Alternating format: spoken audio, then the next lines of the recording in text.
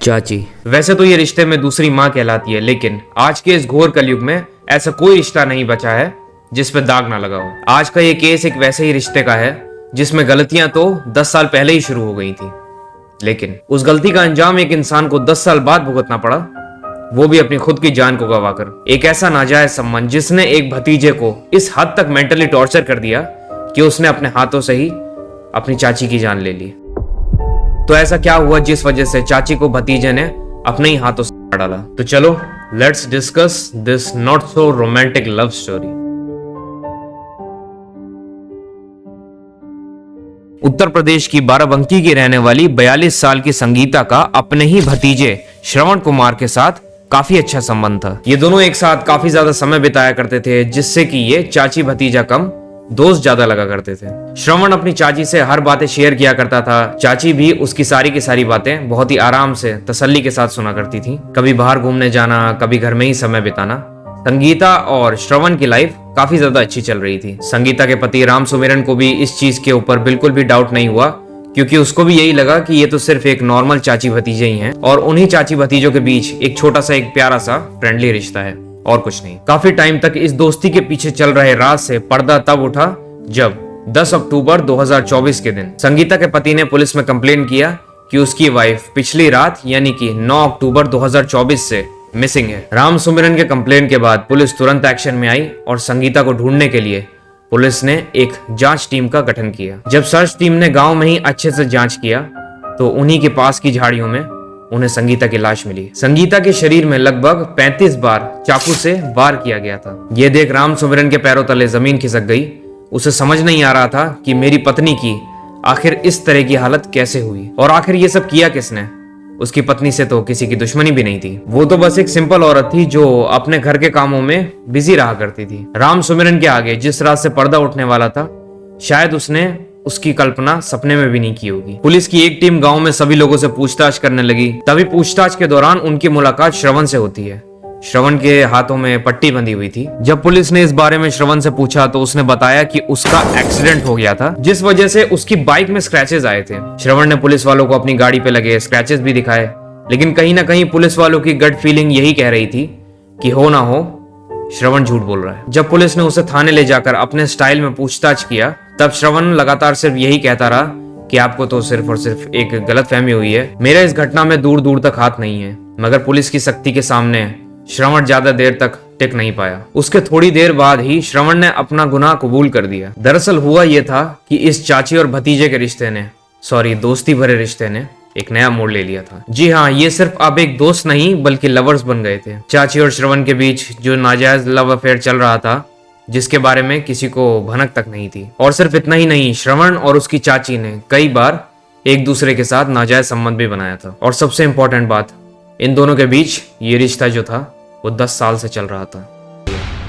यानी कि लगभग 2014 से ये चाची भतीजे की तरह नहीं बल्कि लवर्स की तरह रह रहे थे। धीरे धीरे जब इनकी नजदीकियां बढ़ती गईं तो इन्होंने एक दूसरे के साथ कई बार संबंध भी बनाए। दोनों को शुरुआती दिनों में तो इन सब चीजों में बहुत ही ज्यादा मजे आ रहे थे, लेकिन जस्ट अभी 5 साल पहले जब श्रवण की शादी हुई और वो जब अपनी खुद की फैमिली के साथ बिजी हो गया, तब जाकर इस रिश्ते के बीच दरार आनी शुरू हो गई, जो कि स्वाभाविक भी थी। अब श्रवण ना ही चाची को समय दे पा रहा था और ना ही उन्हें शारीरिक सुख दे पा रहा था, जिस वजह से आए दिन श्रवण और संगीता के बीच झगड़े होते रहते थे। अब जाहिर सी बात है, जब श्रवण की शादी हो चुकी थी तो उसके और उसकी चाची के संबंध अलग हो चुके थे और उसकी अपनी खुद की भी फैमिलीज बन चुकी थी। अगर वो चाची के साथ ज्यादा समय बिताता तो उसकी खुद की फैमिली में भी प्रॉब्लम शुरू हो जाते, क्योंकि उसकी वाइफ को भी लगता कि आखिर ये अपने चाची के साथ इतना समय क्यों बिता रहे हैं। कहीं ना कहीं श्रवण की ये कमजोर नस संगीता को पता चल चुकी थी और वो औरत श्रवण के प्यार में इतना ज्यादा पागल हो चुकी थी कि उसने अब श्रवण को ब्लैकमेल करना शुरू कर दिया था। संगीता ने श्रवण को यह कहा कि अगर उसने उसके साथ संबंध नहीं बनाया, उसके साथ समय नहीं बिताया, तो वो इस राज को पूरी दुनिया के सामने खोल देगी। श्रवण ने जब ये सुना तो उसे अपनी आंखों के सामने अपनी इज्जत और अपने परिवार दोनों ही मिट्टी में मिलते हुए दिखाई दे रहे थे। श्रवण काफी डर गया था, उसे समझ ही नहीं आ रहा था कि आखिर वो करे तो करे क्या। उसने अपनी चाची को कई बार समझाने की कोशिश की, मगर उसकी चाची ये सब समझने के लिए रेडी ही नहीं थी। उसे अपने शारीरिक सुख के आगे कुछ भी नहीं दिख रहा था। अब श्रवण के पास कोई और रास्ता नहीं बचा था। वो भी इस बात को बहुत अच्छे से समझ चुका था कि अगर इस प्रॉब्लम से परमानेंटली छुटकारा पाना है तो अपनी चाची की सांसें हमेशा के लिए रोकनी पड़ेंगी। उसने वारदात से ठीक 9 दिन पहले ही एक धारदार चाकू मार्केट से खरीद लिया था। उसने इस प्लान के बारे में अपने दोस्त राजेंद्र को भी बताया और उसे भी इस प्लान में शामिल कर लिया। 9 अक्टूबर 2024 की रात उसने अपनी चाची को खेत में, जहाँ पे काफी सारे पेड़ वगैरह थे, जिसे आप जंगल भी कह सकते हो, उसे वहां पे मिलने बुलाया। चाची अपने प्यार या कहूँ हवस में इतनी ज्यादा अंधी हो चुकी थी कि वो बिना कुछ सोचे समझे श्रवण से मिलने चली गई। चाची को ये तक समझ में नहीं आया कि जिस आदमी को वो इतना बुरी तरीके से ब्लैकमेल कर चुकी है, सारी चीजों के लिए मेंटली टॉर्चर कर चुकी है, अगर वो इंसान आपको जंगल में अकेले मिलने बुला रहा है तो इसके पीछे कोई एक बहुत बड़ा ट्रैप भी हो सकता है। मगर संगीता को ये सब उस टाइम बिल्कुल भी दिखाई नहीं दे रहा था।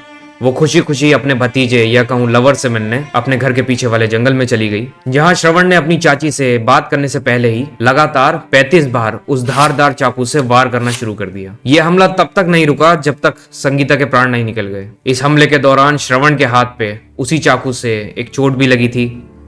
खैर, हमला करने के बाद उसने संगीता की सांसें चेक की। सांसें चेक करने के बाद उसने ये कंफर्म किया कि संगीता पूरी तरीके से डेड हो चुकी है या नहीं। जैसे ही उसने ये सब कंफर्म किया तो उसने तुरंत ही पास की झाड़ियों में संगीता की बॉडी को फेंक दिया और अपने दोस्त के साथ पास के एक डॉक्टर के पास जाकर उसने अपने हाथों पे पट्टी करवाई और उसके बाद दारू पार्टी भी की। जिसके बाद जानबूझकर श्रवण ने अपनी बाइक पे स्क्रैचेस मारे, जिससे कि वो दिखा सके कि उसके हाथ पे चोट बाइक के गिरने की वजह से आई है। और गांव वालों के पूछने पर उसने अपनी चोट को एक एक्सीडेंट बताया, मगर पुलिस तो पुलिस है, उनकी गट फीलिंग एकदम सच साबित हुई। पुलिस ने तुरंत आरोपी श्रवण और राजेंद्र को अरेस्ट कर लिया। इस केस को पुलिस ने इतनी जल्दी और अच्छी तरीके से सॉल्व किया कि एसपी ने पुलिस की टीम को 15,000 रुपीज का इनाम देने की घोषणा की। लेकिन राम सुमिरन की जिंदगी एक झटके में पूरी तरीके से बर्बाद हो गई। उसे समझ ही नहीं आया कि वो इस घटना से आखिर क्या महसूस करे। एक तरफ उसकी पत्नी ने उसे धोखा दिया, मगर उसे सजा मिल चुकी थी,